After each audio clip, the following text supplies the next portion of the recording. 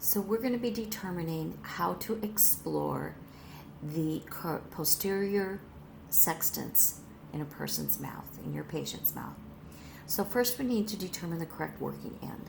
We'll take a look at the shank. And if the shank is angled towards the posterior, then we have the correct working end.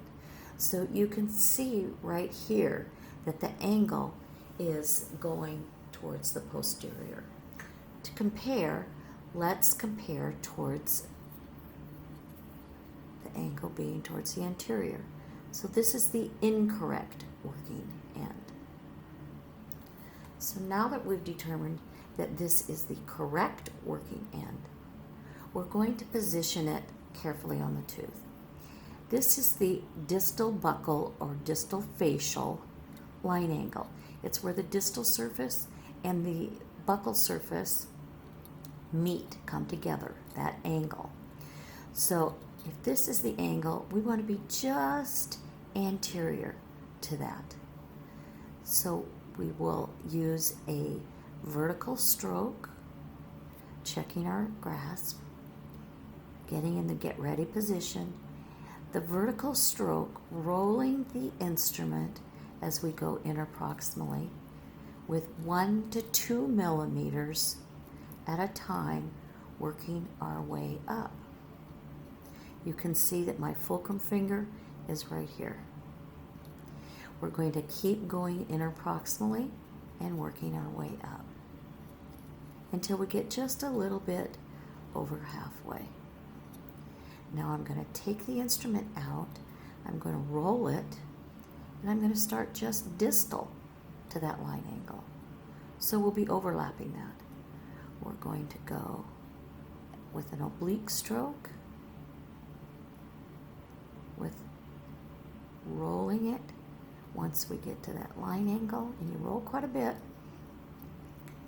1 to 2 millimeters up the side. Now you can see my fingers aren't moving, it's just my hand. So now we're ready to go to the next tooth. We're going to take it out. We're going to go just mesial to that distal buccal line angle, working our way up.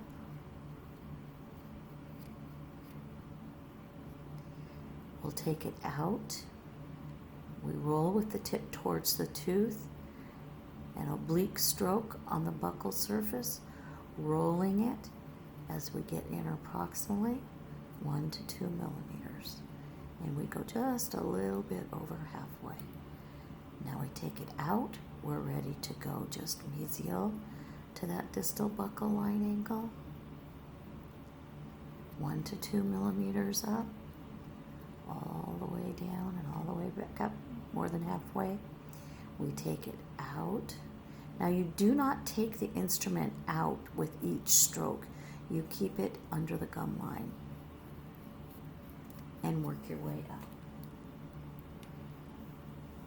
Now this end of the instrument is also the same end as this end. And then you flip it, and this end of the instrument will be the same as this end. So you can see the fulcruming is here and here and here. This is my fulcrum finger, here and here. The only time where it won't be on an anterior tooth is when you're doing the buccal surface of sextant number 1. So here we're going to determine the correct working end. You can take a look at the angle of the shank, and you can see you will have a palm up fulcrum, and you'll be resting your palm right here.